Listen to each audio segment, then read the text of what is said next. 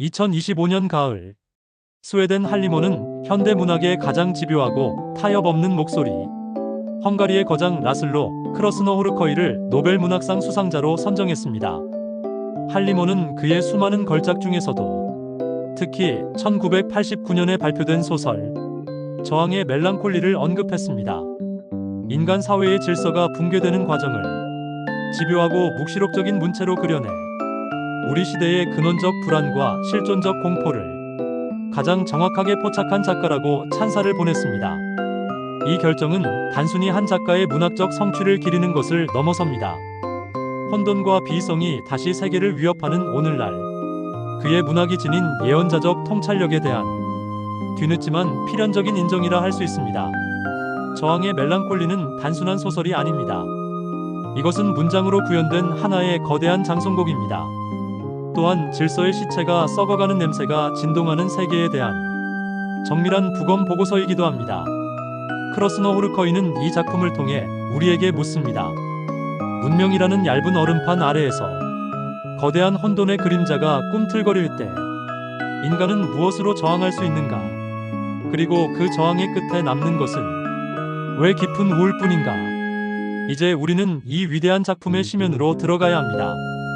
그의 문장이 어떻게 세계의 균열을 파고들었는지, 그리고 그 속에서 어떤 진실을 길어올렸는지 면밀히 탐색해야 할 시간입니다.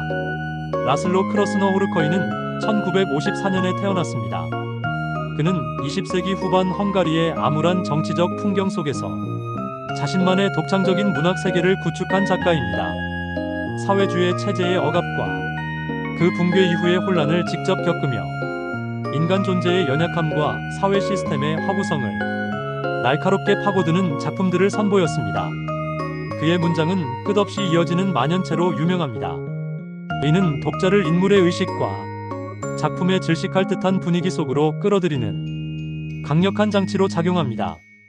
2015년 맨부커 국제상 수상은 그의 문학이 특정 지역을 넘어선 보편성을 획득했음을 증명하는 계기가 되었습니다. 그는 헝가리 동부의 작은 마을 지울러에서 태어났습니다. 소비에트 연방의 강력한 영향력 아래 놓여있던 시절, 이른바 굴라시 공산주의 시대에 청년기를 보냈습니다. 겉으로는 안정된 듯 보였지만 그 이면에는 개인의 자유가 억압되었습니다. 사회 전체가 깊은 무력감과 냉소에 빠져있던 시절이었습니다. 그의 문학에 등장하는 끝없는 기다림, 무의미한 반복, 그리고 어디로 가야 할지 모르는 인물들의 방황은 바로 이 시대의 공기를 그대로 담고 있습니다. 그는 현실의 부조리에 맞서는 자신만의 언어를 찾기 위해 노력했습니다. 이 과정에서 프란츠 카프카, 세뮤얼 베케트, 토마스 베르나르트와 같은 작가들의 영향을 깊이 받았습니다. 특히 그의 문학을 이야기할 때 빼놓을 수 없는 인물이 있습니다. 바로 영화감독 벨라 타르입니다. 크러스노호르커이는 자신의 첫 소설 사탄 탱고를 시작으로 저항의 멜랑콜리의 영화 버전인 베크마이스터 하모니, 그리고 토리노의 말 등 여러 작품에서 벨라 타르와 함께 작업했습니다. 크러스노호르커이의 길고 집요한 문장이 벨라 타르의 느리고 끈질긴 롱테이크 샷으로 전환되는 과정은 문학과 영화가 어떻게 동일한 미학적 비전을 공유할 수 있는지를 보여주는 완벽한 사례로 꼽힙니다.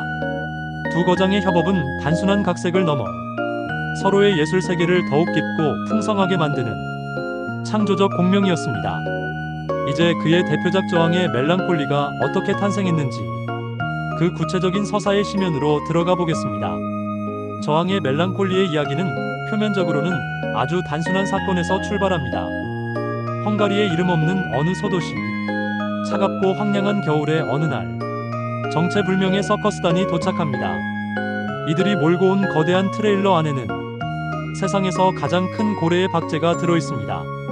서커스단을 이끄는 왕자라는 인물은 사람들을 선동하는 연설을 합니다. 이 기이한 방문객들의 등장과 함께 오랫동안 잠재되어 있던 마을의 불만과 폭력성이 서서히 끓어오르기 시작합니다. 이야기는 걷잡을 수 없는 파국을 향해 치닫습니다. 소설은 이 모든 과정을 세 명의 주요 인물을 중심으로 조명합니다. 각자의 시선을 통해 점진적으로 붕괴되어가는 작은 우주의 모습을 세밀하게 그려냅니다. 이야기의 중심에는 순수한 영혼을 지닌 청년, 발루슈커 야노시가 있습니다. 그는 우편 배달부로 일하며 마을 사람들의 소식을 전하는 역할을 합니다. 하지만 그의 진정한 관심사는 오직 밤하늘의 별과 우주의 질서에 있습니다. 그는 술집에서 사람들을 모아놓고 태양과 지구, 달의 움직임을 흉내내며 우주의 장엄한 조화를 설명하는 것을 유일한 기쁨으로 삼는 인물입니다. 또 다른 축은 은둔한 지식인 에스테르 죄르지입니다. 그는 한때 유명한 음악 이론가였습니다. 하지만 현대 서양 음악의 조화가 사실은 인위적이고 불완전한 타협의 산물이라는 사실을 깨닫고 깊은 환멸에 빠져 집안에 스스로를 가두었습니다. 마지막으로 이 혼돈을 자신의 권력욕을 위해 적극적으로 이용하려는 인물이 있습니다. 바로 에스테르의 전처인 에스테르네입니다. 그녀는 마을의 실질적인 권력자가 되려는 야심에 가득 찬 인물입니다. 이 세 인물의 시선이 교차하며 소설은 서서히 절정을 향해 나아갑니다. 왕자의 선동에 넘어간 군중은 억눌려 있던 분노를 폭발시키며 병원을 습격합니다. 무차별적인 파괴와 폭력을 저지릅니다. 이 광기의 현장을 목격한 발루슈커는 자신이 믿었던 세상의 모든 조화가 무너지는 것을 보며 정신적인 충격에 빠집니다. 에스테르는 자신이 지키려 했던 지성의 세계가 야만 앞에서 얼마나 허무하게 짓밟힐 수 있는지를 깨닫습니다. 소설은 이처럼 하나의 작은 사건이 어떻게 공동체 전체를 파멸로 이끌 수 있는지를 집요하게 추적합니다. 그 과정에서 드러나는 인간 본성의 어두운 심연을 남김없이 보여줍니다. 저항의 멜랑콜리가 가진 힘은 파국적인 이야기뿐만 아니라 그 이야기를 이끌어가는 인물들의 깊고 복합적인 내면에서 나옵니다. 발루슈커 야노시는 어둡고 냉소적인 소설 속에서 유일하게 빛나는 존재처럼 보입니다. 그는 밤하늘의 별을 보며 우주의 조화를 느끼는 순수한 영혼의 소유자입니다. 그의 모습은 도스토옙스키 소설에 나오는 성스러운 바보, 즉 홀리 풀을 떠올리게 합니다. 하지만 크러스너 호르커이의 세계는 이러한 순수함이 구원이 될 수 있다고 말하지 않습니다. 오히려 발루슈커의 순수함은 그를 가장 큰 비극으로 이끄는 원인이 됩니다. 그의 파멸은 순수함과 이상이 야만적인 현실의 힘 앞에서 얼마나 무력하게 짓밟힐 수 있는지를 보여주는 가장 비극적인 증거가 됩니다. 에스테르 죄르지는 지성과 이성을 상징합니다. 그는 세상의 불완전함을 거부하고 완벽한 조화라는 이상을 추구하며 스스로를 고립시킨 인물입니다. 그의 서재는 무질서한 바깥 세상으로부터 자신을 보호하는 견고한 성과 같습니다. 그는 세상이 잘못된 화음으로 가득 찼다고 진단하지만 그 불협화음을 바로잡기 위해 아무것도 하지 않습니다. 행동으로 나아가지 못하는 무기력한 지식인의 전형을 보여줍니다. 결국 폭력의 물결은 그의 성체마저 휩쓸어버립니다. 그는 자신의 이론과 지식이 현실의 야만 앞에서 한낱 종이 조각에 불과했음을 깨닫게 됩니다. 그의 침묵은 이성과 합리가 인간의 근원적인 관계를 제어할 수 없다는 작가의 비관적인 인식을 보여줍니다. 에스테르네는 앞선 두 사람과는 정반대의 인물입니다. 그녀에게 세상은 자신의 욕망을 실현하기 위한 무대일 뿐입니다. 그녀는 마을에 감도는 불만과 불안의 기운을 누구보다 정확하게 감지하고 자신의 권력을 잡기 위한 기회로 활용합니다. 니체의 권력의 의지를 떠올리게 하는 그녀의 모습은 질서가 무너진 자리에 가장 먼저 들어서는 것이 더 높은 이상이 아니라 가장 원초적이고 노골적인 힘의 논리임을 보여줍니다. 왕자는 소설의 직접 모습을 드러내지 않습니다. 하지만 그의 목소리는 군중을 광기로 몰아넣는 기폭제가 됩니다. 그는 기존의 모든 가치를 부정하고 오직 파괴만을 선동하는 허무주의적 데마고그입니다. 이 주술에 걸린 군중은 이성과 개성을 잃어버린 하나의 거대한 파괴 기계로 변합니다. 이처럼 각 인물들은 붕괴하는 사회의 다양한 단면과 인간 조건의 근원적인 문제를 드러내는 프리즘으로서 기능합니다.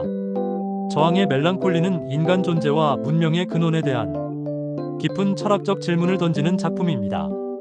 작품의 가장 핵심적인 주제는 질서의 붕괴입니다. 에스테르가 집착하는 베크마이스터 하모니는 자연의 완벽한 조화를 상징합니다. 하지만 이것은 이미 인간의 세계에서는 실현 불가능한 이상일 뿐입니다. 작가는 우리가 당연하게 여기는 문명과 사회 시스템이 얼마나 연약한 기반 위에 세워져 있는지를 폭로합니다. 거대한 고래박제는 이러한 붕괴의 강력한 상징물입니다. 한때 생명으로 가득 찼던 거대한 존재가 이제는 속이 텅 빈 채 전시되는 것처럼 마을의 질서 또한 생명력을 잃고 껍데기만 남은 허상이었음이 드러나는 것입니다. 소설의 제목이기도 한 저항의 멜랑콜리는 작품의 주제를 압축적으로 보여주는 핵심 단어입니다. 그렇다면 무엇에 대한 저항이며 그 저항은 왜 우울할 수밖에 없는가? 에스테르는 불완전한 세상을 거부하며 저항합니다. 발루슈커는 혼돈 속에서도 우주의 질서를 믿는 방식으로 저항합니다. 군중의 폭동 역시 왜곡된 형태의 저항으로 볼 수 있습니다.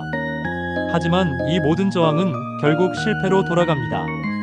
크로스노호르커이가 말하는 저항은 성공 가능성을 전제한 희망적인 투쟁이 아닙니다. 피할 수 없는 붕괴 앞에서 인간이 벌이는 마지막 몸부림에 가깝습니다. 그렇기 때문에 저항의 끝에는 성취감이 아닌 모든 것이 헛수고였다는 깊은 우울과 환멸만이 남게 됩니다. 이 우울은 인간의 노력이 거대한 엔트로피 법칙 앞에서 무력하다는 근원적인 깨달음에서 비롯됩니다. 질서가 사라진 진공 상태를 가장 먼저 채우는 것은 권력에 대한 의지입니다. 보이지 않는 왕자와 그를 등에 업은 에스테르네의 모습은 선동을 통해 대중을 장악하고 권력을 얻는 과정을 그대로 보여줍니다. 왕자의 언어는 이성에 호소하지 않습니다. 대신 대중의 막연한 불안과 분노, 잠재된 파괴 욕망을 정확히 겨냥해 증폭시킵니다. 에스테르네는 이 혼란을 실질적인 권력으로 전환하는 기술자입니다. 그녀는 청소위원회 같은 조직을 만들어 군중의 관기를 제도화하고 이를 통해 자신의 지배를 정당화합니다. 작가는 이런 과정을 통해 파시즘이나 전체주의가 어떻게 대중의 지지 속에서 탄생할 수 있는지 그 심리적 구조를 정밀하게 묘사합니다. 라슬로 크로스노호르커이의 작품을 처음 접하는 독자가 마주하는 것은 그의 독특한 문체입니다. 그의 소설은 쉼표와 접속사로 끝없이 이어지는 만연체로 이루어져 있습니다. 하나의 문단이 때로는 몇 페이지에 걸쳐 계속되기도 합니다. 이러한 문장은 그가 그려내고자 하는 세계의 본질과 인물들의 내면을 독자가 그대로 체험하게 만드는 핵심적인 전략입니다. 그의 문장은 끝을 알 수 없는 미로와 같습니다. 독자는 문장을 따라가면서 인물의 생각과 주변 세계의 묘사가 하나의 거대한 흐름으로 뒤섞이는 경험을 하게 됩니다. 숨 쉴 틈을 주지 않고 몰아치는 문장의 압박감은 소설 속 인물들이 느끼는 불안과 패소공포 증적 상황을 독자에게 그대로 전달합니다. 그의 긴 문장은 외부 세계를 거의 병적일 정도로 집요하게 묘사하는 데에도 사용됩니다. 쏟아지는 차가운 비, 진흙탕이 된 길, 낡고 부서진 건물들의 모습. 이러한 묘사는 단순한 배경 설명을 넘어 소설 전체의 분위기를 지배하는 강력한 힘을 발휘합니다.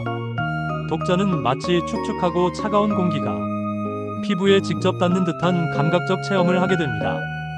크로스노호르커이의 세계에서는 내면과 외부, 인간과 풍경이 분리되지 않고 서로가 서로를 비추며 하나의 거대한 우울의 교향곡을 연주합니다. 1989년 베를린 장벽이 무너지며 냉전의 종식이 선포되던 해 라슬로 크로스노호르커이는 저항의 멜랑콜리를 통해 오히려 모든 질서가 붕괴한 이후의 세계를 그렸습니다. 그의 소설은 이데올로기의 거대 서사가 사라진 자리에 남겨진 인간의 공허함과 비이성적 광기를 놀라울 정도로 정확하게 예견했습니다. 30여 년이 흐른 지금 우리가 사는 이 세계는 그의 소설 속 풍경과 섬뜩할 정도로 닮아 있습니다. 가짜뉴스와 선동이 이성을 마비시키고 극단적인 이념들이 대중의 분노를 먹고 자라는 현실은 저항의 멜랑콜리가 시대를 초월한 예언서였음을 증명합니다. 2025년 스웨덴 할리몬이 그에게 노벨 문학상을 수여한 것은 바로 이러한 그의 문학이 지닌 동시대적 통찰력과 예언자적 힘에 대한 경의의 표현입니다. 그의 문학은 우리에게 쉬운 위로나 값싼 희망을 주지 않습니다. 오히려 가장 어둡고 불편한 진실을 파고들며 우리를 절망의 심연으로 끌고 갑니다. 하지만 역설적으로 그의 문학을 읽는 행위 자체가 하나의 저항이 될 수 있습니다. 복잡한 현실을 단순한 구호로 외면하려는 시대의 흐름에 맞서는 지적인 저항입니다. 저항의 멜랑콜리는 결국 저항의 실패와 그로 인한 깊은 우울을 이야기합니다. 하지만 그 실패를 기록하고 증언하는 문학의 행위 자체는 결코 실패가 아닙니다. 크로스너 호르커이는 가장 암울한 시대의 가장 깊은 어둠 속에서도 언어를 통해 생각하기를 멈추지 않았습니다. 그의 문학은 희망을 가르쳐 주지는 않지만 절망적인 상황 속에서도 세계를 정확하게 인식하려는 치열한 노력이 인간에게 남겨진 마지막 존엄일 수 있음을 보여줍니다. 노벨 문학상은 바로 그 타협 없는 작가 정신에 바치는 인류의 찬사일 것입니다. 본 영상에서 사용된 책의 내용은 저작권법상 공정 이용을 목적으로 인용되었습니다. 영상의 핵심 내용은 책 내용의 요약이나 비평이며 원작 전체를 대신할 수 없습니다. 저작권 소유자의 요청이 있을 경우 즉시 조치를 취하겠습니다.